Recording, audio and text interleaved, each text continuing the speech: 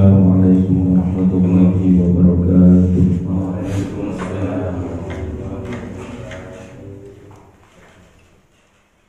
Al-Fatihah. A'udzubillahi minasyaitonir rajim. Bismillahirrahmanirrahim. Rahmanir-Rahim Maliki yaumiddin. Iyyaka na'budu wa iyyaka nasta'in. Ihdinas siratal mustaqim. Shiratal ladzina an'amta 'alaihim ghairil maghdubi 'alaihim waladdallin.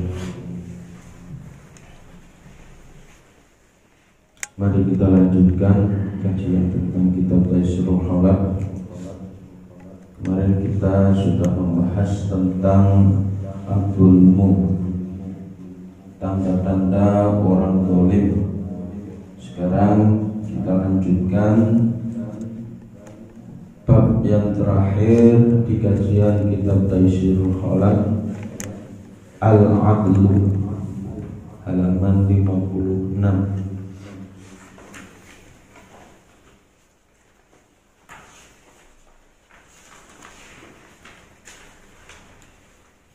Al-adlu, bab yang menerangkan tentang adil. Huwa utawi adil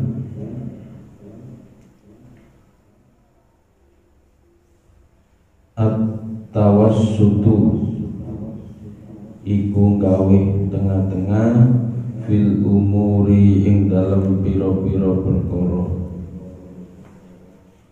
Jadi adil ini adalah sikap sederhana yang yang dia itu menempatkan persoalan-persoalan sesuai dengan kadarnya.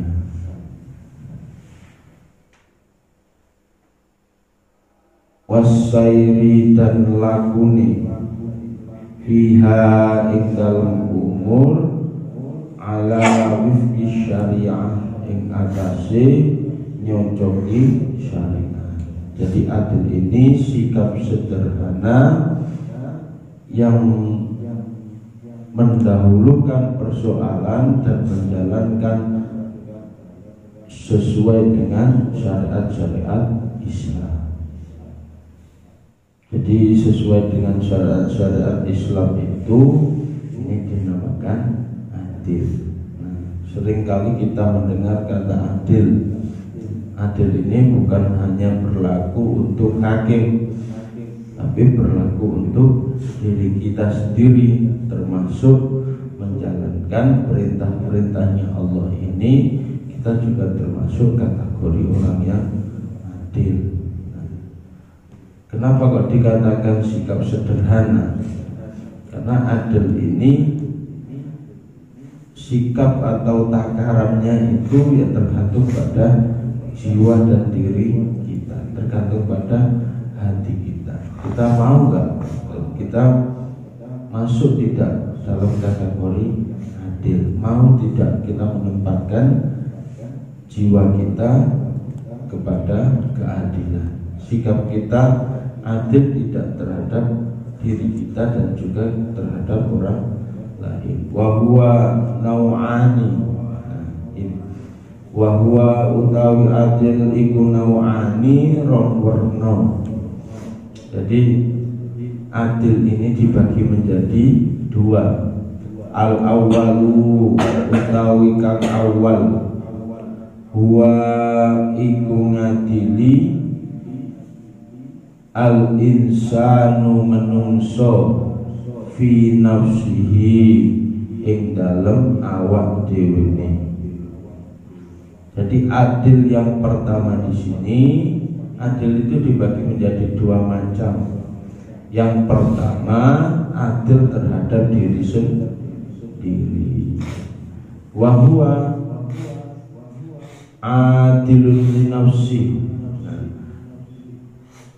Adil terhadap diri sendiri itu ayyaslaka iku yen to ngambah sabilal istiqomah ing dalane istiqomah. Jadi bertindak sesuatu sesuai dengan kebenaran agama, itu dinamakan adil. Jadi adil terhadap diri sendiri ini ya bertindak sesuai dengan kebenaran agama. Contoh saja, misalkan kita dalam menjalankan ibadah, ternyata kita sudah tahu ibadah sholat 5 waktu itu wajib, tapi kita kok tidak menjalankan, maka kita tidak termasuk adil terhadap diri kita, karena bertindak sesuatu kebenaran agama. Sudah jelas-jelas agama memerintahkan kita untuk sholat, agama memerintahkan kita untuk berbuat baik terhadap orang. Kita termasuk pada diri kita sendiri ini, termasuk dalam kategori ibadah, termasuk dalam kategori taqarrub ilallah, mendekatkan diri kepada Allah. Nah, ini termasuk kategori adil terhadap diri kita. Ya, semua yang diperintahkan Allah yang menjadi keinginan kita, yang menjadi wujud ketakwaan kita kepada Allah, ketika kita bisa menjalankan, maka kita tergolong orang yang adil. Kalau kita tidak bisa seperti itu, berarti kita yang termasuk bukan adil lagi terhadap diri kita. Nah, menjalankannya ini dengan apa? Dengan jalan istiqomah. Nah, istiqomah ini sulit untuk kita lakukan, ya. Perlu latihan-latihan. Orang yang istiqomah, insya Allah nanti walaupun sekecil amalannya, tapi ketika dia istiqomah, maka keberkahan itu akan muncul. Misalkan satu orang tidak banyak-banyak istiqomahnya, mungkin setelah sholat baca Fatihah berapa kali, 40 kali atau berapa, istiqomah terus, itu nanti keberkahan sendiri akan muncul dengan sendirinya, asalkan kita istiqomah. Terserah orang itu harus punya amalan satu yang diistiqomahkan, atau istiqomah tahajudnya, atau istiqomah sholat duhanya, ya. Beda-beda, atau istiqomah wiridnya. Kalau bisa semua ya alhamdulillah, ya. Tapi kita istiqomah yang mana tergantung pada pilihan kita. Jangan istiqomah pakai istiqomah yang lain, istiqomah tiktokan, gunting tiktokan, ya boleh, hanya sekedarnya saja. Tapi istiqomah ini dalam hal ibadah. Saya makan istiqomah tiap hari, ya mestinya kebutuhan. Kalau istiqomah ini dalam konteks ibadah, makan pun bisa bernilai ibadah, asalkan dengan niat untuk kita menjalankan ibadah. Jadi adil terhadap diri kita itu dalam konteks kita harus bisa bertindak sesuai kebenaran agama, yang bisa menambah ketakwaan kita, yang bisa mendekatkan diri kita kepada Allah. Itu dinamakan adil terhadap diri kita. Leono awak-awak dhewe iki tambah atuh nang pangeran, maka kita termasuk dolim terhadap diri kita, enggak adil lagi. Anna atsani tawi kang kaping pindho, adluhu iku ngadili wong ma'al ghairihi ing dalem sertane liyane wong. Kalau tadi adil itu terhadap diri sendiri, nah yang kedua ini adil terhadap orang lain. Jadi terhadap orang lain pun kita juga harus adil. Sakar PDW wadil awak dhewe, tapi orang lain ditindas, nggak boleh. Wa huwa utawi adil ma'a ghairihi iku salah satu aksamin, iku ono telung duman, ada 3 bagian. Jadi adil itu dibagi menjadi 2, adil terhadap diri sendiri dan adil terhadap orang lain. Lah adil terhadap orang lain ini masih dibagi lagi menjadi salah satu aqsam, 3 macam atau 3 bagian. Yang pertama apa? Adlun, ngadili as-sultani, pemerintah, firiyatihi, ing dalem rakyate istilahnya pemerintah, bitibagi kelawan atut al-maisuri, undang-undang kang melaku, wa iqoi lan ngawiyake kulli di haqqi haqqahu, saben-saben wong kang anduweni hak. Yang pertama ini maksudnya kita harus adil penguasa terhadap rakyat. Nah, ini tipe aja. Jadi adilnya penguasa terhadap rakyat atau bawahan dengan memberikan apa? Undang-undang dan juga kemudahan kepada rakyat dan memberikan hak-hak. Ini konteksnya kita sebagai khalifah, sebagai pemimpin. Ini berarti adil yang pertama itu adilnya penguasa terhadap rakyat atau terhadap bawahannya dengan cara apa? Dengan cara kita memberikan kemudahan kepada orang lain, dengan cara kita memberikan hak-haknya mereka. Jangan seperti itu kegiatan kita sehari-hari. Misalkan nanti kalau dalam konteks keluarga, ya, dalam konteks sudah berumah tangga, pasti bisa berkomunikasi dengan tetangga. Ada yang namanya RT. Tingkat RT pun juga harus berperilaku adil. Jangan ketika nanti ada apa, dana cairan, ya, dana cairan apa, BLT atau apa, itu hanya apa? Hanya tetangganya saja, atau hanya kerabat dekatnya, atau hanya RT-nya saja dimakan sendiri. Nah itu enggak adil. Dalam konteks ini, tipe yang pertama adil terhadap orang lain itu ketika jadi penguasa maka harus adil terhadap bawahan. Hanya sekecil itu. Termasuk dalam konteks sampai nanti kerja, punya anak buah, ya jangan hanya perintah saja, ya, tapi seharusnya itu tugas kita. Kok kita limpahkan kepada bawahan, itu namanya enggak adil. Namanya kita makan keringat orang lain, enggak boleh. Mentang-mentang sampean senior terus ada anak baru, nah, ini di training, namanya training. Pekerjaan saya sampai yang ngerjakan semua. Nah itu nggak boleh. Itu namanya belum utuh, ya. Nggak boleh, itu berarti kita tidak berperilaku.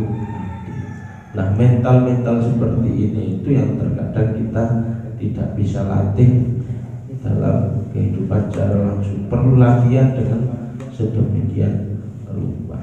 Ketika kita jadi pemimpin, apalagi pemimpin rumah tangga, pemimpin kalau yang belum menikah, memimpin di kelasnya, entah itu jadi ketua kelas atau apa, ya harus kita adil terhadap semua.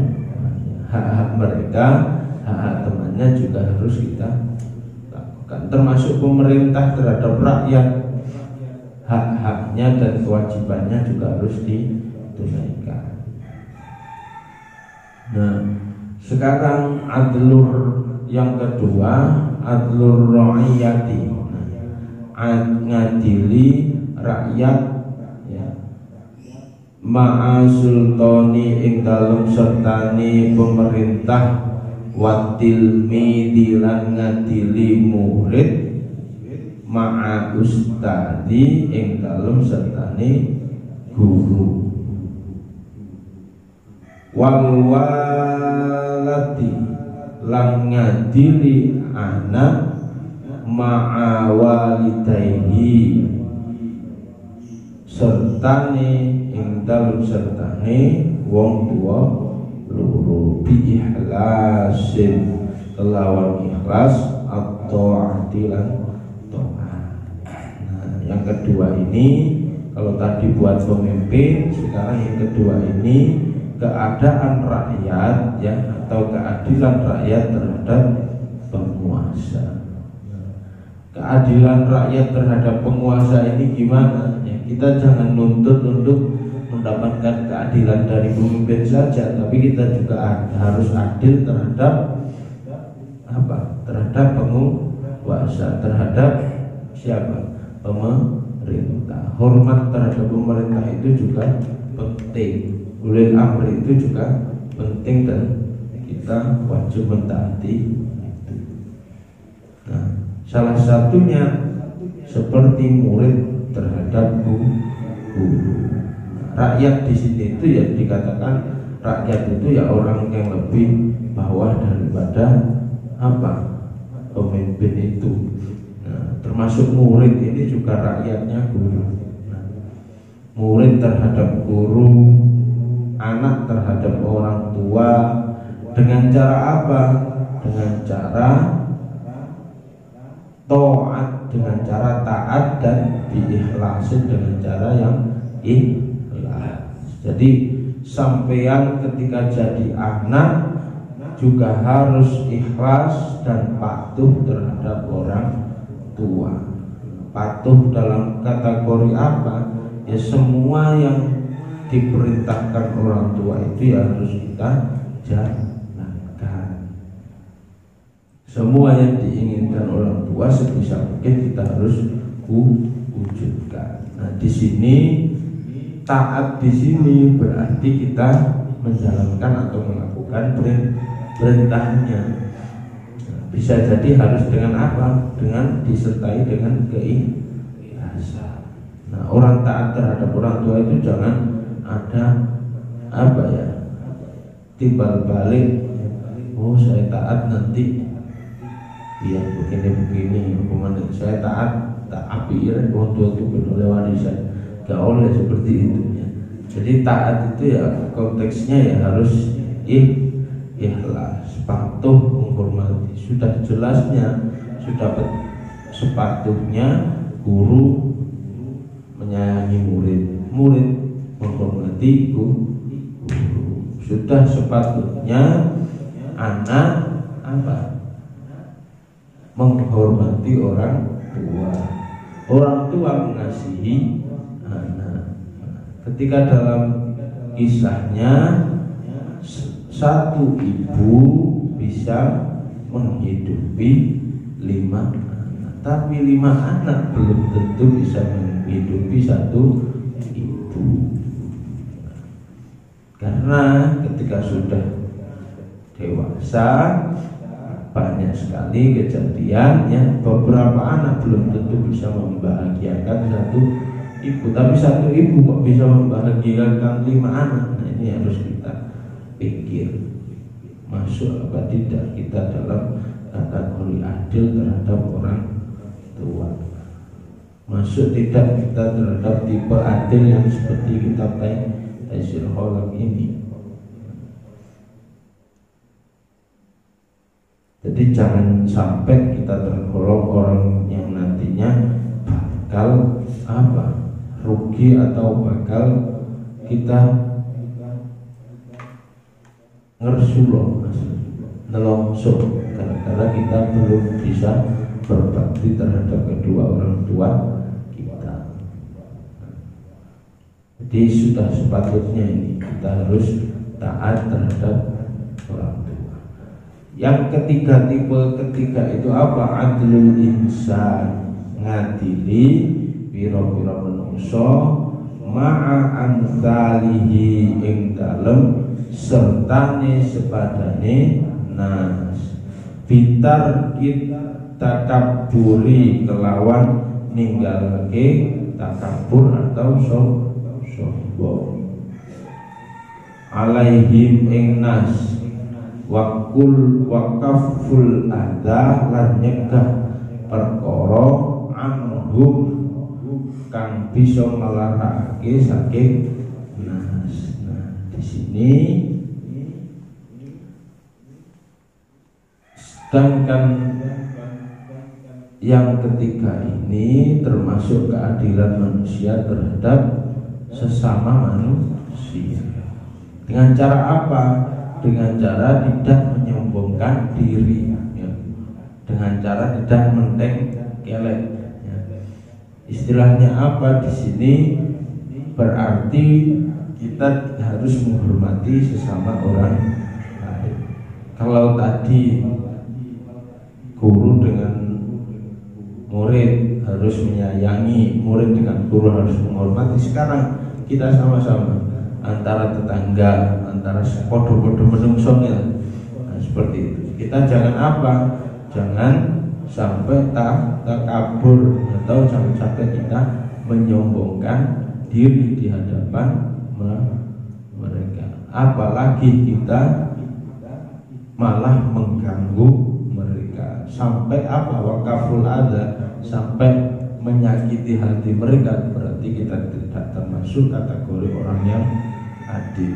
Kok ada orang yang usil dengan orang, maka dia termasuk mboten adil. Kok ada tetangga yang suka mengutip, ya, suka ngintip dalam artian kejelekan orang lain, suka membicarakan sana sini kejelekan orang lain, maka dia termasuk kategori orang yang tidak adil. Karena apa? Bisa membuat hati kita mangkel. Nah, itu juga tidak adil. Terkadang hal-hal yang sepele itu ya harus kita pikirkan. Iya, kita tidak merasa tidak seperti oh saya nggak pernah menyakiti dia, tapi belum tentu tingkah laku mungkin atau perbuatan kita bisa menyakiti hati orang. Maka kuncinya di sini harus silaturahmi. Allah Ta'ala dawuh sapa Allah Ta'ala, innallaha ya'muru bil adli wal ihsan ammal adlu faqad arafta.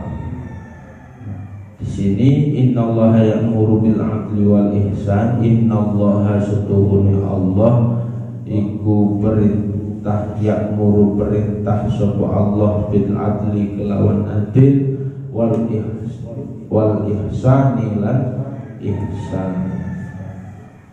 Ammal adlu anapun utawi adil, faqad ahraftuhu mongko teman-teman wis ngaweruhi sira ing dalem adil. Nah, di sini Allah sudah menjelaskan sesungguhnya Allah itu memberikan kita atau memperlihatkan kita harus dan benar-benar bisa berbuat adil dan juga berbuat kebaikan. Itulah adil yang sesungguhnya. Jadi adil di atas ini termasuk adil yang sesungguhnya, sampai seperti itu. Nah, pemerintah sekarang ya nggak tahu ya, tapi pemerintah dalam masa Rasulullah, sahabat Nabi salah satunya itu ketika sudah tidak memasuki, ada salah satu cerita ketika ada tamu, ternyata di luar kerjanya dia lampunya dimatikan. Terus tanya salah satu sahabat, "Opo kok dipateni? Padahal aku ki tamu." Seperti itu. Ternyata sahabat Rasul menjelaskan, ini sudah di luar jam kerja, saya tidak bisa menggunakan fasilitas yang ada di negara, sama saja saya tidak adil. Sampai segitu. Nah, tinggal kita sama pemimpin kita yang sekarang ini gimana, sampai sebegitunya nggak menjaga keadilan itu. Kalau dulu wajar itu sahabatnya Rasulullah, nah, kita harus juga bisa meniru. lebih dari jam kerja, maka semua fasilitas yang ada yang bisa dimanfaatkan pejabat itu tidak dilakukan, tidak dinikmati lagi. Sampai segitunya menjaga keadilan. Nah, kita gimana? Enjoy saja. Dikasih mobil fasilitas ya dipakai, tulinan nanti. Ya. Apalagi sampai kita mendolimi rakyat, naudzubillah. Maka nanti ketika menjadi pemimpin ya harus ingat seperti itu. Ingat bahwasanya keadilan itu adalah yang ya'muru bil adli, perintah Allah, innallaha ya'muru bil adli wal ihsan. Ya, ini adalah perintah Allah, dan berbuat baik itu juga termasuk perintahnya Allah. Maka sedemikian rupa kita harus apa? Istilahnya berbuat baik terhadap orang apapun bentuknya. Entah itu hanya sebutir jagung, entah itu hanya secuilnya sampai itu gorengan. Ya, kalau bisa kita lakukan, kenapa tidak? Berbuat baik terhadap orang, ataupun hanya senyum. Ketemu orang guyu, nggak hanya merengut. Wa ammal ihsanu, lan anapun utawi ihsan, bahwa kama fil hadisi, mongko utawi ihsan kama fil hadisi, koyo atau seperti hadis, ta'budallaha ka'annahu tarahu. Termasuk ihsan itu seperti apa? Ihsan itu berarti menjalankan ibadah kepada Allah dengan mantap atau dengan hati yang ikhlas. Hati yang mantap itu apa ya? Mantap ya, mantap ya. Dengan hati yang mantap sehingga seakan-akan Allah yang melihat kita secara langsung. Jadi itu ihsan. Maka di sini menjalankan ibadah kepada Allah dengan percaya diri bahwasanya kita ini menghadap Allah Subhanahu wa taala. Termasuk pada sholat kita itu kita menghadap Allah. Jadi seolah-olah kita benar-benar berhadapan dengan Allah. Ketika kita bisa seperti itu, maka khusyuk kita dalam menjalankan sholat. Ya harus latihan. Kadang khusyuk itu ya hanya beberapa menit seperti itu. Selain daripada itu, mungkin kita bisa lali kumbane, lali lambine ilang nondokun, bisa jadi seperti itu. Ini harus kita latih. Jadi seolah-olah Allah yang memonitor kita atau melihat kita secara langsung. Wa hadza kamalul imani wa nihayati idghani. Nah, jika kita tidak bisa melihatnya, maksudnya melihat Allah itu, maka demikian itu kita harus apa? Bisa seolah-olah Allah memperlihatkan kamu. Dan kesempurnaan di sini kamalul imani, termasuk kesempurnaan iman dan puncaknya sebuah apa? Ketaatan kita sebagai hamba Allah.